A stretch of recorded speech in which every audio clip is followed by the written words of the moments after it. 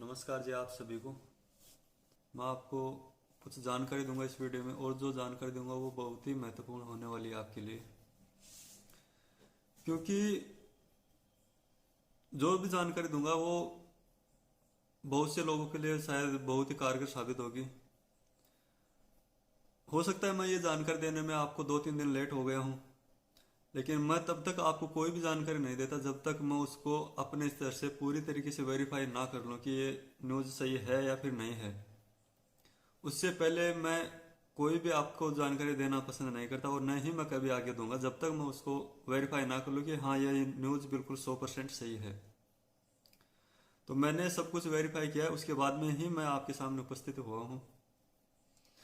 तो good news ये है कि जो खाद्य सुरक्षा में जो परिवार नहीं जुड़े हुए थे काफ़ी दिन से, जिनको राशन का गेहूँ प्राप्त नहीं हो रहा था, तो उनके लिए ये बहुत महत्वपूर्ण होने वाली जानकारी है, क्योंकि खाद्य सुरक्षा में नाम ऐड होना स्टार्ट हो चुके हैं।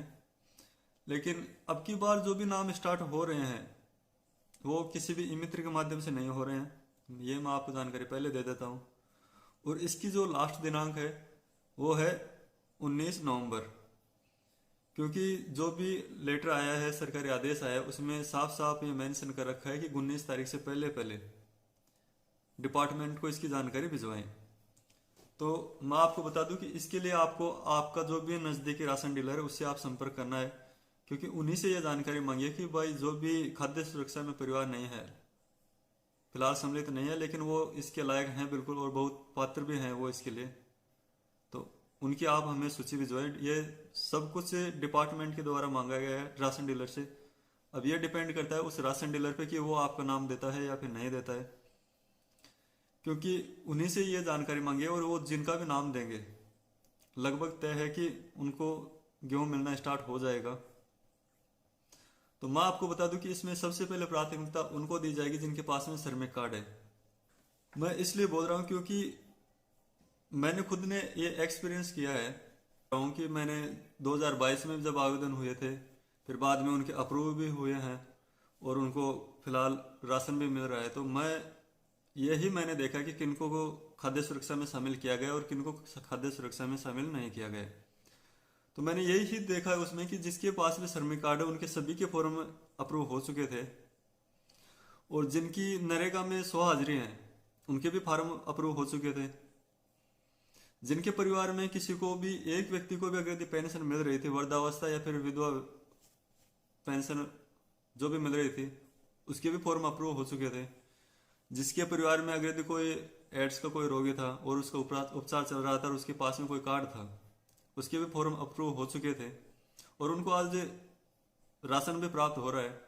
तो मुझे जहाँ तक पता है अभी भी उन्हीं व्यक्तियों को शामिल किया जाएगा जिनके पास में या तो फिर श्रमिक कार्ड है, या फिर पेंशन मिल रही हो घर में, या फिर वो कोई बीपीएल में आता हो। क्योंकि अब आपका शायद सोचना होगा या फिर आप मान रहे हो कि अगर यदि कोई बीपीएल में है फिर भी उसको गेहूं नहीं मिल रहा है, तो बिल्कुल नहीं मिल रहे हैं। मेरे भी पंचायत में बहुत से ऐसे लोग हैं जिनको गेहूं नहीं मिल रहे बीपीएल में होते हुए भी। तो ऐसे बहुत से लोग हैं जिनको गेहूं नहीं मिल रहे हैं, और वास्तव में वो बिल्कुल इसके हकदार हैं, लेकिन सरकारी सिस्टम में फंस गए तो फंस गए। तो अभी भी उन्हीं को व्यक्तियों को प्राथमिकता दी जाएगी। लेकिन जो विभाग के द्वारा जो लिस्ट आई है, जो आदेश आया, वो भी मैं आपको एक बार स्क्रीन की तरफ ले जाकर के दिखाना चाहूँगा। उसमें जो भी आदेश है वो मैं आपको पढ़ के बताऊंगा किन किन व्यक्तियों को शामिल किया जाए। लेकिन वो दिखाने से पहले मैं आपको ये बात जरूर कहना चाहूँगी, अगर यदि आप इस कैटेगरी में आते हैं, आपके पास में श्रमिक कार्ड है या फिर घर में किसी को पेंशन मिल रही है, लेकिन आप खाद्य सुरक्षा में हैं, तो एक बार 19 तारीख से पहले मैं तो ये कहूँगा कि कल ही जाकर के अपने डीलर से संपर्क कर ले कि उनसे इस प्रकार का कोई आदेश आया है क्या, या फिर किसी प्रकार की कोई लिस्ट मंगाई गई है क्या। अगर यदि इस प्रकार की कोई भी लिस्ट मंगाई गई है उनसे, तो आप भी उस लिस्ट में शामिल होकर के इस जो योजना जो निकली है इसका लाभ जरूर उठाएं। कहीं पे भी मित्र के पास में जाने की जरूरत नहीं है, क्योंकि ये ऑनलाइन सिस्टम नहीं है। अब जो राज्य सरकार ने जो आदेश निकाला है उसकी कॉपी मैं आपके सामने दिखा रहा हूँ, स्क्रीन पे आप देख रहे होंगे। इसमें समस्त जिला कलेक्टर को यह आदेश दिया गया है कि ई श्रम पोर्टल पर पंजीकृत श्रमिकों को राष्ट्रीय खाद्य सुरक्षा योजना के अंतर्गत चयन कर राशन कार्ड बनाए जाने के संबंध में और ये जो आदेश दिया ये माननीय सर्वोच्च न्यायालय ने दिया है।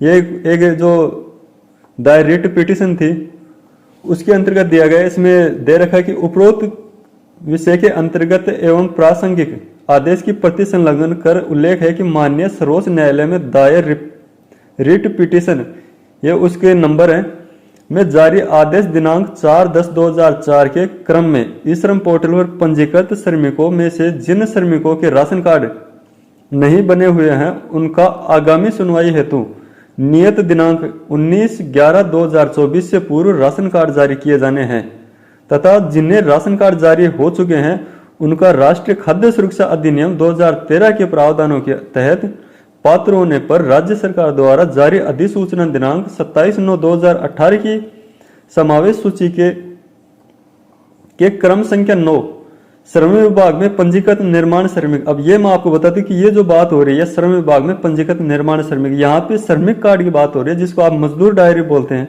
उसकी बात हो रही है के अंतर्गत प्राप्त आवेदनों को निस्तारण करने के लिए राष्ट्रीय खाद्य सुरक्षा योजना का ऑनलाइन पोर्टल खोला जा रहा है। फिर नीचे दिया गया है कि अतः ऑनलाइन पोर्टल पर प्राप्त ई श्रम पोर्टल पर पंजीकृत श्रमिकों द्वारा राष्ट्रीय खाद्य सुरक्षा योजना में समावेश हेतु किए गए आवेदनों का जिलेवार विवरण संलग्न कर लेख है कि ऑनलाइन पोर्टल पर प्राप्त आवेदनों का निस्तारण पात्रता के अनुसार शीघ्र अति शीघ्र 2 दिवसों में कराए जाने हेतु संबंधित उपखंड अधिकारियों को निर्देशित करें। यानी कि विभाग ने 2 दिन का टाइम दिया है इसमें। अब इसमें नीचे यह भी दिया गया कि इस संबंध में अधो हस्ताक्षरकर्ता को माननीय सर्वोच्च न्यायालय में दिनांक 19/11/2024 को सुनवाई से पूर्व शपथ पत्र प्रस्तुत किया जाना है तथा सुनवाई हेतु व्यक्ति से उपस्थित होने के निर्देश प्राप्त हुए हैं। और यहाँ पे यह भी मेंशन किया गया है कि अतः इस कार्य को सर्वोच्च प्राथमिकता प्रदान करें। जो जिलों की सूची है वो यहाँ पे दी गई है और जो रिट पिटीशन थी वो ये है, यहाँ पे दे रखी है, आप पढ़ लेना। मैं इसको जो पीडीएफ है इसको नीचे वीडियो में मेंशन कर दूंगा, अगर आप चाहो तो इसको पढ़ भी सकते हो, इसमें क्या दे रखा है। अगर मैं पढ़ के बताऊंगा तो थोड़ा वीडियो लंबा हो जाएगा।